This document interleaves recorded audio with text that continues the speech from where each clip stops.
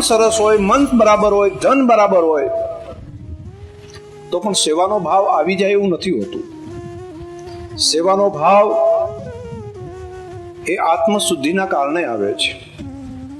અને મનોશુદ્ધિ થયા પછી બુદ્ધિની શુદ્ધિ થાય, જ્ઞાન પ્રાપ્ત થાય, અને એ પછી આત્મશુદ્ધિ પછી સેવાનો ભાવ આવતો હોય છે. સેવા પરમો ધર્મ. સેવાના સંસ્કારો બનવા પડે. અને સેવાના સંસ્કાર બને કોઈ પણ કાર્યની અંદર, કોઈ પણ ક્ષેત્રની અંદર, તો જીવન સાર્થક બનતું હોય છે. સેવાના સંસ્કારો અમસ્તા નથી બનતા હોતા. એના માટે પ્રક્રિયા કરવી પડે.